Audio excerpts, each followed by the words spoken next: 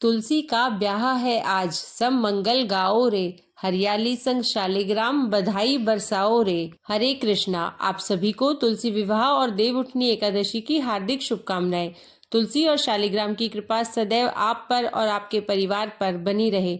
दोस्तों, आज की वीडियो में मैं आपसे बात करने वाली हूँ कि साल 2024 में तुलसी विवाह कब है, 12 नवंबर को या फिर 13 नवंबर को, और तुलसी विवाह करने का शुभ मुहूर्त हमें कब प्राप्त हो रहा है। साथ ही तुलसी विवाह से संबंधित कुछ ऐसे प्रश्न जिनके जवाब आपको जानने जरूरी है, जैसे कि देवउठनी एकादशी का व्रत मंगलवार के दिन पड़ रहा है, तो ऐसे में एकादशी के दिन तुलसी विवाह कैसे करें, और एकादशी के दिन तुलसी को स्पर्श नहीं करते हैं, तुलसी में जल भी नहीं देते हैं, तो ऐसे में एकादशी के दिन विवाह कैसे करें, और यदि आपके घर में शालिग्राम की शिला नहीं है तो तुलसी जी का विवाह किससे करवाएं। यदि हमारे पास विष्णु जी की और लक्ष्मी जी की संयुक्त मूर्ति है या फिर संयुक्त फोटो है हमारे पास, तो क्या हम उससे तुलसी विवाह करवा सकते हैं। और एक प्रश्न यह है कि अगर हम तुलसी विवाह करवा रहे हैं तो क्या हमारा व्रत रखना आवश्यक है। तो इसी प्रकार के बहुत सारे प्रश्नों के उत्तर इस वीडियो में आज आपको मिल जाएंगे, तो वीडियो को अंत तक जरूर देखिए। और अगर आपको आज की वीडियो अच्छी लगे तो इसे लाइक भी जरूर कीजिए, क्योंकि आपके लाइक्स और कमेंट्स मेरे लिए बहुत महत्वपूर्ण होते हैं, क्योंकि यही एकमात्र जरिया है जिनसे मुझे पता चलता है कि आपको यह वीडियो अच्छी लगती है और आपके लिए यह वीडियो उपयोगी है। तो सबसे पहले जानते हैं कि तुलसी विवाह हमें कब करना है, 12 नवंबर को या फिर 13 नवंबर को। तो देखिए, शास्त्रों के अनुसार एकादशी के दिन, मतलब देवउठनी एकादशी के दिन, जब भगवान श्री हरि विष्णु जागृत अवस्था में आते हैं तो भगवान विष्णु के शालिग्राम स्वरूप का विवाह करवाया जाता है तुलसी के साथ। मतलब एकादशी के दिन ही जब भगवान श्री हरि विष्णु को हम जगाते हैं तो उसके बाद से भगवान श्री हरि विष्णु के शालिग्राम स्वरूप का और तुलसी का विवाह संपन्न करते हैं। तो इसके अनुसार 12 नवंबर को एकादशी के दिन तुलसी विवाह किया जाएगा। कई स्थानों पर 13 नवंबर को भी तुलसी विवाह करेंगे, मतलब दोनों ही दिन तुलसी विवाह के लिए शुभ माना जाएगा। तो ऐसे में 12 नवंबर और 13 नवंबर दोनों ही दिन तुलसी विवाह के लिए शुभ है, लेकिन फिर भी 12 नवंबर को विवाह करना, तुलसी विवाह करवाना सबसे ज्यादा श्रेष्ठ है। क्योंकि देखिए, तुलसी का विवाह हम करते हैं प्रदोष काल में, संध्या काल में, और संध्या काल में द्वादशी तिथि भी आपको प्राप्त हो जाएगी।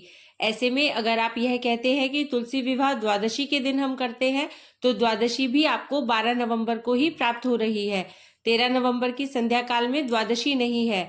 सुबह से लेकर और दोपहर 1:10 तक द्वादशी रहेगी 13 नवंबर को। उसके बाद से त्रयोदशी तिथि प्रारंभ हो जाएगी और 12 नवंबर को दोपहर में 4:04 तक आपको एकादशी की तिथि प्राप्त होगी। उसके बाद द्वादशी तिथि रहेगी। तो संध्या काल यानी कि 12 नवंबर की संध्या काल को द्वादशी तिथि है।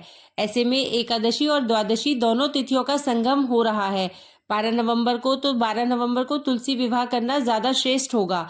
बाकी अगर आपके यहाँ 13 नवंबर को तुलसी विवाह कर रहे हैं तो बिल्कुल आप तुलसी विवाह 13 नवंबर को भी कर सकते हैं।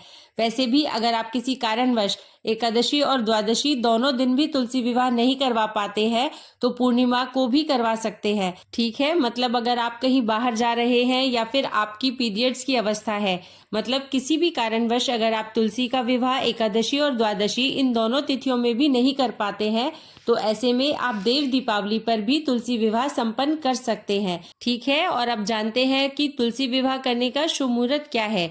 देखिए, तुलसी विवाह का शुभ मुहूर्त आपको प्राप्त हो रहा है 12 नवंबर को शाम को 5:20 से शाम को 7:53 तक। तो जो भक्त 12 नवंबर को तुलसी विवाह कर रहे हैं, इसी शुभ मुहूर्त में आपको तुलसी विवाह संपन्न करना है।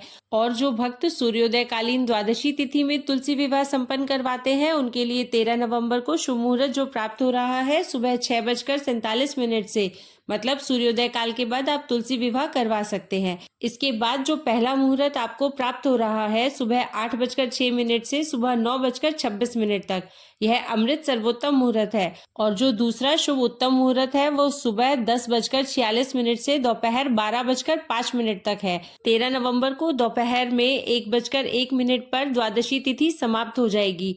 इसलिए यह दोनों शुभ मुहूर्त आपको जो प्राप्त हो रहे हैं, इसी शुभ मुहूर्त में आपको तुलसी विवाह संपन्न करवाना है।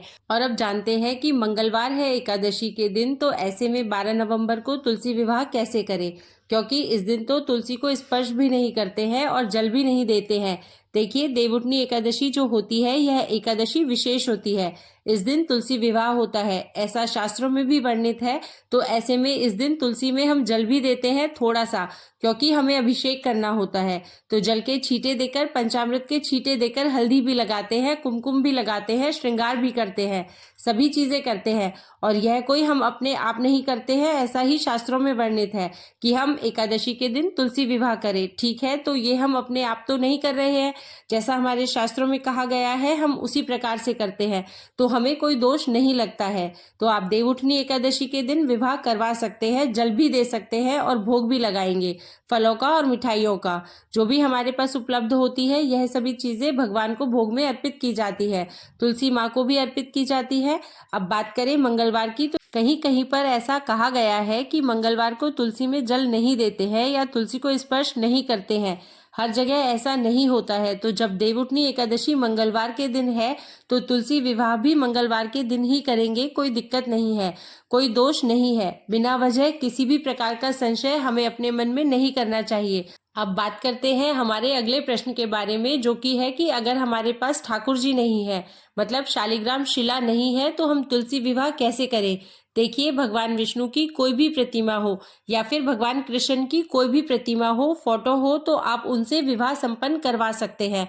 ठाकुर जी यानी कि लड्डू गोपाल जी अगर आपके घर में है तो आप उनके द्वारा भी तुलसी विवाह संपन्न करवा सकते हैं। लेकिन हाँ, एक चीज का आपको ध्यान रखना है, राधा कृष्ण की प्रतिमा नहीं होनी चाहिए, मतलब संयुक्त रूप से राधा कृष्ण हो, उनके साथ आप विवाह संपन्न नहीं करवा सकते हैं।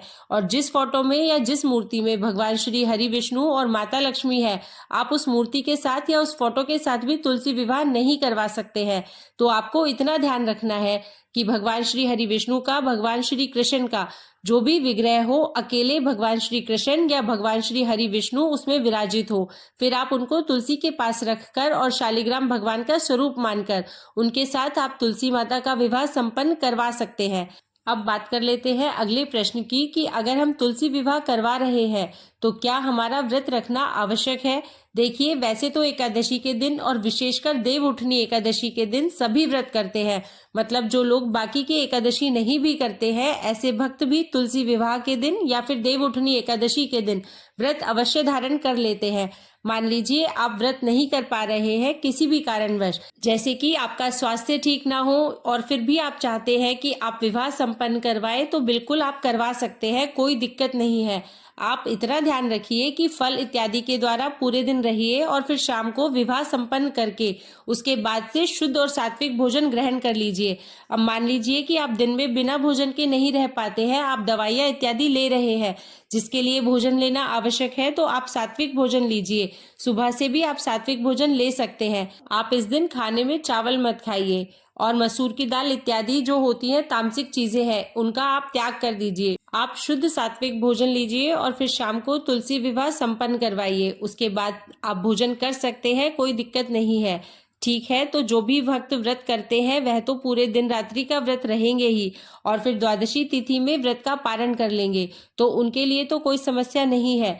जो भक्त व्रत नहीं कर रहे हैं उनकी अगर बात करें तो आप चाहे तो सात्विक भोजन के द्वारा भी नियम पालन करते हुए तुलसी विवाह संपन्न कर सकते हैं, कोई दिक्कत नहीं है। अब जैसे कि कई भक्त हैं जो कि व्रत 12 नवंबर को धारण कर, पारण किस प्रकार से करें और तुलसी विवाह का व्रत हम करें या ना करें। तो देखिए, अगर आपने एकादशी का व्रत कर रखा है तो पारण तो आपको बिल्कुल शुभ मुहूर्त में ही करना है। और फिर देखिए, जब हम एकादशी का व्रत करते हैं तो द्वादशी के दिन सुबह पारण करते हैं, उसके बाद से पूरे दिन फलाहार पर ही रहते हैं, तो यह लगभग व्रत जैसा ही हो जाता है।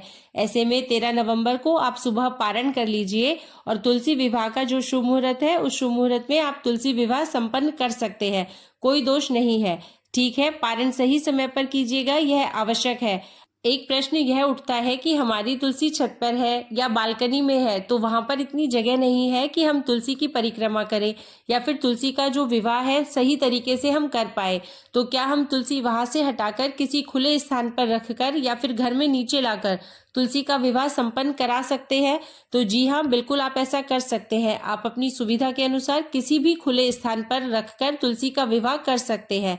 और अगला प्रश्न यह उठता है कि सुहाग की सामग्री जो हम तुलसी को चढ़ाते हैं उसका हमें क्या करना है। देखिए, उसमें से कुछ चीजें आप स्वयं प्रयोग कर सकते हैं, कुछ चीजों का आप दान कर सकते हैं, सभी चीजें दान नहीं की जाती है। कुछ सुहाग की चीजें अपने लिए रखकर बाकी की चीजें मतलब जो भी आपकी इच्छा हो, अपनी इच्छा के अनुसार किसी सुहागिन महिला को, किसी पंडिताइन को आप दान कर सकते हैं। तो दोस्तों 12 नवंबर और 13 नवंबर दोनों ही दिन तुलसी विवाह किया जा सकता है, कोई परेशानी नहीं है, कोई समस्या नहीं है। आप अपनी सुविधा के अनुसार जिस भी दिन आपके यहाँ हो रहा है आप लोग कर लीजिएगा। और आने वाली वीडियो में आपको जानकारी मिलेगी भीष्म पंचक व्रत के बारे में, जैसे कि भीष्म पंचक व्रत अगर आप करना चाहते हैं तो किस प्रकार से करेंगे, व्रत के नियम क्या होंगे, किस प्रकार से आपको पूजा आराधना करनी है, कौन से मंत्रों का आपको जप करना है, व्रत अगर कर रहे हैं तो व्रत में क्या खाएं क्या ना खाएं, किस दिन व्रत का पारण करें, किस प्रकार से उद्यापन करें, संपूर्ण जानकारी भीष्म पंचक व्रत से संबंधित आपको आने वाली वीडियो में मिलने वाली है। तो आने वाली वीडियो जरूर देखिए। मिलती हूँ आपसे अगले वीडियो में, तब तक के लिए हरे कृष्णा।